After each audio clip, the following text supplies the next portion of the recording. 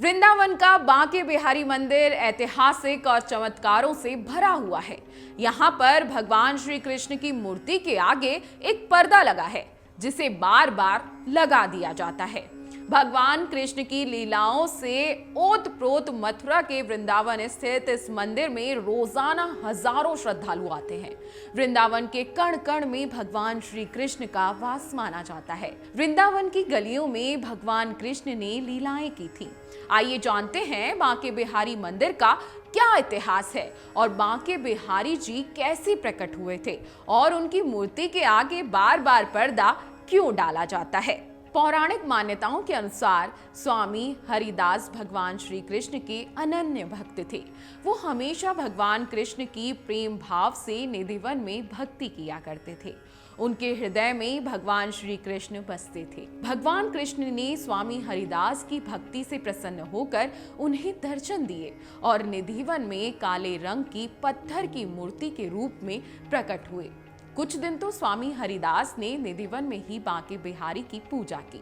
उसके बाद अपने परिजनों की सहायता से बांके बिहारी मंदिर का निर्माण करवाया।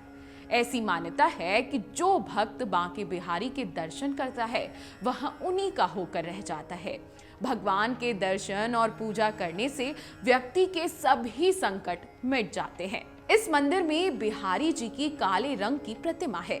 मान्यता है कि इस प्रतिमा में साक्षात श्री कृष्ण और राधा समाये हुए हैं, इसलिए इनके दर्शन मात्र से ही राधा कृष्ण के दर्शन का फल मिलता है।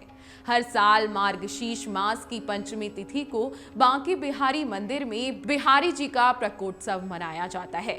बैसाख माह की तृतीया तिथि पर, जिसे अक्षय तृतीया भी कहते हैं, उस दिन पूरे साल में सिर्फ इसी दिन बांके बिहारी के चरणों के दर्शन होते हैं। इस दिन भगवान के चरणों के दर्शन बहुत शुभ फलदायी होते हैं। जैसा कि आप सभी जानते हैं कि बांके बिहारी मंदिर में बांके बिहारी की मूर्ति के आगे एक पर्दा लगा है, जिसे पास में खड़े हुए पंडित जी बार बार लगा देते हैं और बांके बिहारी से नजर नहीं मिलने देते। अब इसके पीछे क्या कारण है, ये कथा भी आप जान लीजिए। आप अगर बांके बिहारी के मंदिर गए होंगे तो आपने देखा होगा कि भगवान की प्रतिमा के आगे बार बार पर्दा डाल दिया जाता है, यानी उनके दर्शन लगातार नहीं बल्कि टुकड़ों टुकड़ों में करवाए जाते हैं। एक कथा के अनुसार आज से 400 साल पहले तक बांके बिहारी के मंदिर में आगे पर्दा डालने की प्रथा नहीं थी।